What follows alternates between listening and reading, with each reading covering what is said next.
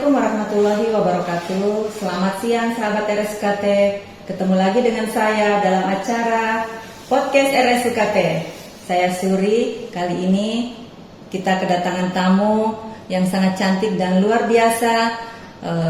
Beliau adalah Kepala Instalasi di Rumah Sakit Umum Kota Tarakan. Selamat siang dokter. Selamat siang. Baik. Apa kabarnya hari ini? Alhamdulillah baik. Alhamdulillah. Sahabat RSUKT, beliau mungkin sahabat RSUKT sudah tidak asing lagi ya. Beliau adalah Dr. Rasdiana SPOG yang sehari-harinya bekerja di Rumah Sakit Umum Kota Tarakan. Kali ini di pembahasan podcast kita akan membahas tentang screening layak hamil ya dokter ya. Mungkin sahabat RSUKT penasaran apa sih itu screening layak hamil dan bagaimana sih apa saja yang akan kita lakukan. Dokter mungkin bisa memberikan penjelasan dan menyampaikan ke sahabat RSUKT apa itu screening layak hamil. Oke, terima kasih. Assalamualaikum warahmatullahi wabarakatuh, sahabat RSUKT. Terima kasih ya kesempatannya. Hari ini kita akan membahas sedikit tentang screening layak hamil. Apa sih screening layak hamil itu? Screening layak hamil adalah serangkaian pemeriksaan yang dilakukan pada pasangan usia subur sebelum kehamilan untuk bisa mendeteksi jika ada resiko-resiko kesehatan yang kemungkinan nanti bisa mempengaruhi kehamilan. Ya, itu. Berarti untuk pasangan yang sudah menikah ya dok atau yang belum menikah nih? Kalau screening layak hamil ini dilakukan pada pasangan yang belum menikah tapi sudah merencanakan pernikahan. Jadi pasangan calon pengantin ya, calon pengantin yang akan merencanakan kehamilan, kita sudah melakukan screening layak hamil sehingga nanti setelah menikah merencanakan kehamilannya bisa aman.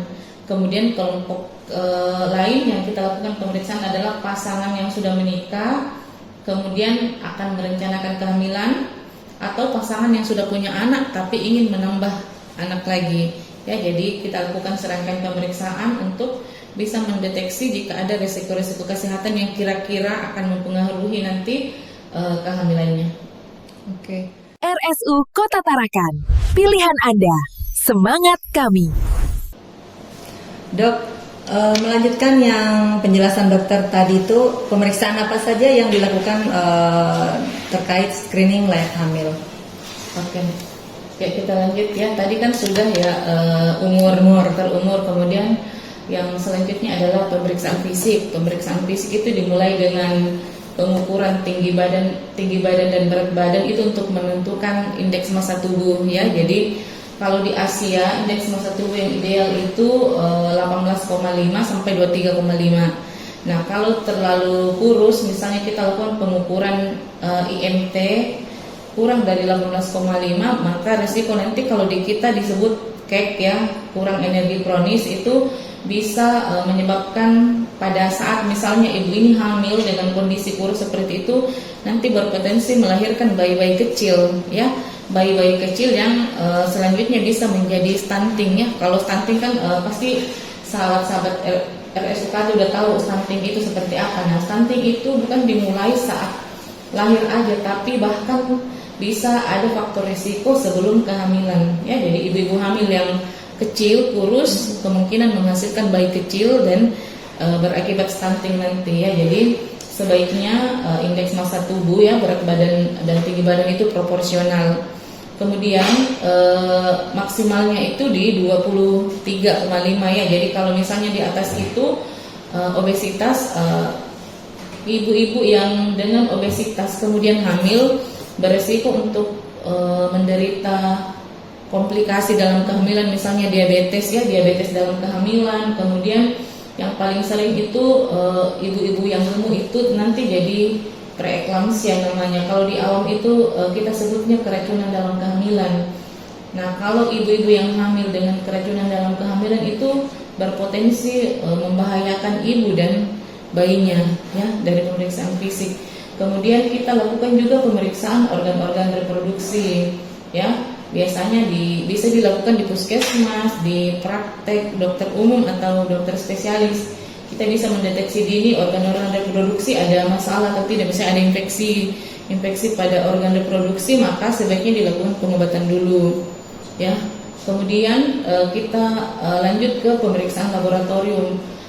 Yang paling utama biasanya kita periksa itu adalah pemeriksaan darah rutin untuk mendeteksi adanya gangguan darah, misalnya anemia, kurang darah ya. Jadi kalau ibu-ibu dengan anemia, kita usahakan tidak hamil dulu, dikoreksi dulu anemianya, diobati dulu, baru kemudian hamil.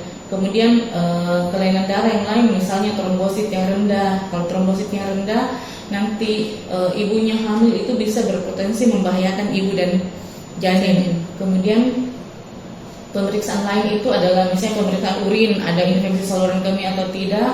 Kemudian penyakit menular seksual. Nah, kalau di ibu hamil itu ada 3 yang wajib diperiksa, namanya triple eliminasi ya. Jadi kita periksa HIV, hepatitis, sama sifilis. Kenapa itu yang diperiksa? Karena 3 penyakit ini berpotensi untuk menular ya. Ada namanya transmisi dari ibu ke bayi dalam kandungan, dan penyakit ini bisa dicegah. Jadi kalau ada yang terdeteksi positif, kita lakukan pengobatan dulu, kita lakukan koreksi dulu, baru kemudian hamil. Kemudian pemeriksaan yang lain itu misalnya pemeriksaan genetik pada pasien-pasien yang misalnya dari anamnesis tadi, dari pertanyaan yang kita temukan bahwa ternyata ada riwayat penyakit dalam keluarga, misalnya ada Down syndrome, maka bisa kita lakukan pemeriksaan sebelum kehamilan. Kemudian setelah tes laboratorium, kita juga bisa melakukan pemeriksaan penunjang lain ya, misalnya USG untuk menilai organ-organ reproduksi. RSU Kota Tarakan, pilihan Anda, semangat kami. Wah, sahabat RSUKT, ternyata untuk mendapatkan generasi yang unggul dan kesiapan ibu hamil dalam menjalani kehamilannya, beberapa memang pemeriksaan yang harus kita lewati ya dok ya, yang harus kita lakukan. Jadi sahabat RSUKT, jika ingin memeriksakan kehamilannya atau melakukan screening layak hamil, silakan berkunjung ke RSUKT dan akan dilayani oleh Dr. Rasdiana SPOG. Beliau ini orangnya sangat ramah, dan mungkin sahabat RSUKT sudah beberapa ada yang pernah kontak dengan beliau, berinteraksi dengan beliau. Tidak usah khawatir, beliau ini orangnya ramah. Dok, mungkin cukup sampai di sini dulu pembahasan kita. Nanti kita akan jadwalkan berikutnya apa yang akan dokter sampaikan lagi berikutnya ke sahabat RSUKT. Terima kasih atas perhatian sahabat RSUKT, dan terima kasih dok atas waktunya. Selamat siang, pilihan Anda, semangat kami. Assalamualaikum warahmatullahi wabarakatuh.